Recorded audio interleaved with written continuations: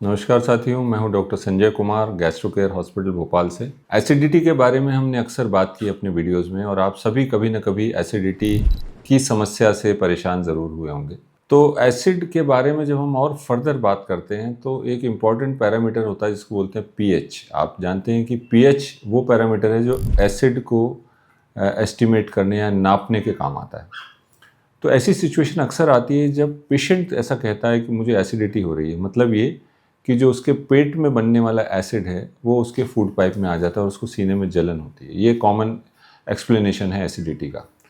तो अगर किसी को सीने में जलन हो रही है तो क्या ये ज़रूरी है कि वो एसिडिटी से ही हो रही है? क्या ज़रूरी है कि उसके फूड पाइप में एसिड आ गया इसीलिए हो रही है? ऐसा ज़रूरी नहीं है, क्योंकि इसके तमाम अन्य कारण भी होते हैं।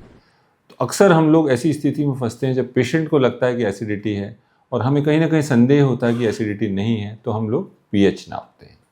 तो पीएच नापना जो एक प्रोसीजर है उसको कहते हैं पीएच मीट्री, और ये 24 आवर का टेस्ट है, यानी 24 घंटे पेशेंट को हमें दाखिल करना होता है और उसको एक रिकॉर्डर लगा देते हैं जिसमें एक इलेक्ट्रोड, एक प्रोब जैसा होता है जो उसके नाक के जरिए बिल्कुल पतला, महीन, छोटी लीड से भी पतला, वो उसके lower end of the oesophagus में हमारे जो खाने की नली के निचले हिस्से में उसको फिक्स कर देते हैं और उसका एक सिरा बाहर आता है नाक से और वो मशीन में चला जाता है और कंटिन्यूस रिकॉर्डिंग होती है। तो वहाँ आप समझ सकते हैं कि फूड पाइप के अंदर जो नॉर्मल पीएच होती है वो न्यूट्रल होती है, यानी 7 के आसपास होती है।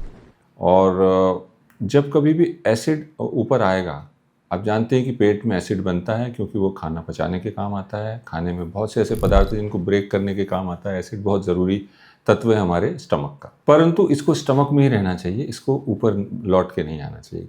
तो हम क्या देख रहे हैं जब हम पीएच नाप रहे हैं? तो हम पहली चीज़ ये देख रहे हैं कि क्या एसिड का रिफ्लक्स हुआ। हमें कैसे पता चलेगा? क्योंकि वो पीएच डाउन हो जाएगी। जब कभी भी पीएच 4 के नीचे जाती है तो हम ये मानते हैं कि एसिड का प्रभाव फूड पाइप में ज़्यादा हो रहा है, उसे 4 से नीचे नहीं आना चाहिए। अब दूसरी इंपॉर्टेंट बात ये होती है, इसमें एपिसोड्स हमें पता चलते हैं। 24 घंटे में किसी व्यक्ति को 20 बार ऐसा हुआ कि एसिड ऊपर आया, 40 बार हुआ, 70 बार हुआ, ऐसा हमें रिकॉर्ड मिल जाता है।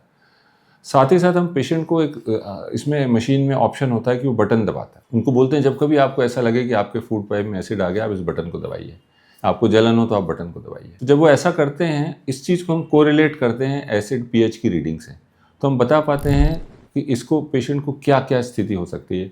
या तो इसको gastro oesophageal reflux disease, GERD, जो एक बड़ी कॉमन बीमारी है जिसके बारे में हमने कई बार बात की है, क्या इसको GERD है, यानी इसका एसिड ज़्यादा ऊपर आ रहा है, या इसको एक स्थिति हो जिसको कहते हैं कि ईसोफेजियल हाइपर सेंसिटिविटी, यानी एसिड ज़्यादा तो नहीं आ रहा है पर ये बार बार बटन को दबा रहे हैं क्योंकि इनके यहाँ पे सेंसेशन ज़्यादा होता है।